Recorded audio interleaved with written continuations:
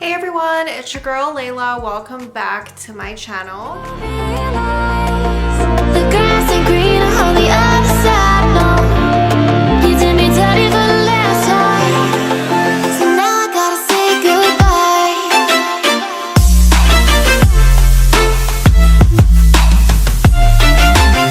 Okay guys, in today's video, we are gonna be doing a perfume review, and this is on Lattafa Haya. So I've been trying to get through these perfume reviews from like my previous perfume hauls from like back, you know, in September last year, and on Black Friday and stuff I hauled like quite a few perfumes, and I've been like slowly getting into reviewing them all for you guys. So this one is going to be on Haya. I got this so long ago and I thought I would have it reviewed by now. If you guys are not already subscribed, please go ahead, click that subscribe button below. I upload 3 times a week, Sunday, Wednesday, and Friday, and I love doing these perfume reviews on my channel, so if you love them too, make sure you subscribe. So let's get right into it, you guys. I always talk about packaging first before we get into the actual review, because I think that packaging has a lot to do with sometimes why you even buy a perfume. I will say with this one, upon reading the notes and all that, I was more suckered into this perfume by the actual packaging because it is beautiful. I actually was able to try this before buying it because my friend actually purchased it before me. So this is the beautiful packaging it comes in. Like all Lattafa perfumes, their packaging is absolutely stunning. Also, I love how I wanted to wait till spring to use this perfume, but as you can clearly see outside from behind me right now, it looks like it's winter. It feels like it's winter. It actually snowed a ton yesterday, and we're already like at the end of March. It's like one day away from April. So yeah, I did wait a while. We've had some good weather days here where I did use this quite a lot in March, but then it kind of all went to crap yesterday. But anyways, this is what the packaging looks like, and then you open it just like this. It's kind of like a magnetic box. I will keep this box. Actually, I think the box is super cute. But you basically just open it like that, and the perfume just sits in the center like that. It looks like a princess packaging type situation. Like this right here is velvet. It's so nice. And then that is the bottle right here. This line with Haya, they do have 2 other ones. One is Sakina. I think it's like a dark burgundy color, and then they have one in like a blue velvet packaging. But this one stood out to me. Not only is it super cute packaging wise, but I was so glad I was able to actually try this perfume first and see if I actually liked it, and I really did. So let's get into the bottle details. It looks like this. Again, it's giving princess vibes, princess packaging. This might remind you of something. This is Lattafa's Yara, which is super popular, and then this is Haya right here. So it's almost like an elevated version of Yara. I think the packaging on Haya definitely wins. I think that this is very, very nice. I honestly don't have anything like this. I find Lattafa's packaging honestly very unique, but I honestly don't have any perfume bottles that are velvet. This is like a really nice, like soft velvet packaging. You have to be super careful with the bottle though, because if you have a little bit of makeup on your hands, this bottle can get destroyed pretty fast. The top here is plastic, and then you get this really nice like gold, rose gold detailing right here with Haya right in the middle there. And then this little pink jewel. It is so pretty. This is just gonna look so cute on your guys' vanities. Like if you just wanted it for the bottle, like honestly, it's super cute. So let's get into the perfume itself, what it reminds me of, all of that stuff. So I'm gonna go ahead and spray it. I'm already wearing this. I applied it probably 3 hours ago or so, something like that, but it's already faded we'll talk about lasting power and stuff in a second. So let's talk about the notes in here and what I smell when I initially spray this. So top notes in here are champagne, strawberry, tangerine, blood orange, and rose. Middle notes are gardenia, jasmine, and vanilla orchid. Base notes in here are sandalwood, amber, and chestnut. So I will say, when I initially spray this, it definitely captures like the champagne, fruity floral type vibe. So definitely I'm getting the fresh citrus notes in here by the tangerine and the blood orange. The strawberry is in there as well, making it kind of remind me a little bit of Yara, but not too much. It's definitely different than Yara, but I'm gonna talk about the two in a second. But I definitely get that sparkling champagne upon initial spray. It almost is like fizzy. It almost kind of tickles your nose a little bit, and then it dries down to a really, really nice floral. The fresh fruit is definitely still there upon dry down, but you definitely get more of the florals coming through. And with this, I'm talking about the white florals. So I definitely get those middle notes in there. I get the jasmine, I get the gardenia, and that vanilla orchid for sure. The rose though, I don't really get a lot of rose in this fragrance. It kind of just stays in the background, which is so interesting because I feel like there's a lot of rose dominated fragrances out there, and when rose is one of the floral notes in a fragrance, I can usually pick it up, but in this one I don't really smell it a lot. Now the base notes in here are sandalwood, amber, and chestnut, which is an interesting combination, making that kind of seem a little bit on the woody, warm side. I feel like this fragrance does not last long enough on me for me to properly get those base notes, which is unfortunate. I don't really get the depth and the warmness of it. If you think about those, you know, warm notes like sandalwood, amber, chestnut, you think about something that's going to be definitely on the warm side and something that's probably going to last a little bit of a long time. Even though those base notes are not super deep base notes, there's no like tonka bean in here, there's no musk notes in here really. Maybe that's why I'm not getting those base notes. Maybe that's why the lasting power isn't really there with this fragrance.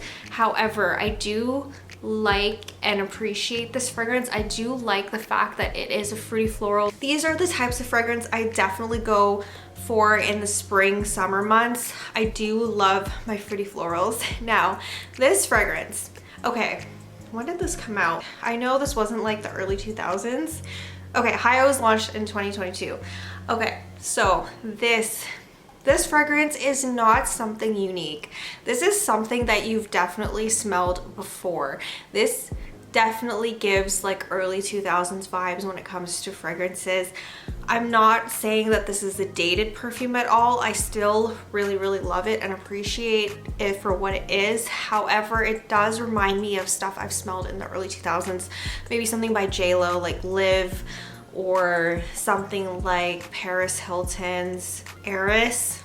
That's very similar to this in my personal opinion. That has notes of champagne as well, and that one is also a fruity floral, but that one really, really reminds me of this fragrance, and I was obsessed with that one back in the day. It's kind of like a little bit sweeter than this, I would say, but it's definitely around the same vibes. So if you do appreciate like almost like celebrity fragrances from earlier on in the early 2000s and stuff, you will definitely love this fragrance. It's probably like a more grown-up version of those ones, a more modern version. It still captures the same fruity floralness in this fragrance. So I was definitely surprised when I first smelled this. I was not expecting that. Based on reading the notes, based on looking at the bottle and stuff, I was not expecting it to be something that I've really smelled before. But it's not the most unique fragrance ever.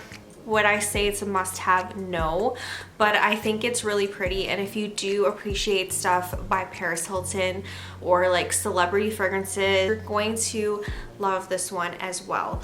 So I wanted to quickly, well actually I was going to talk about Yara as well with it because I feel like these need to be talked about together.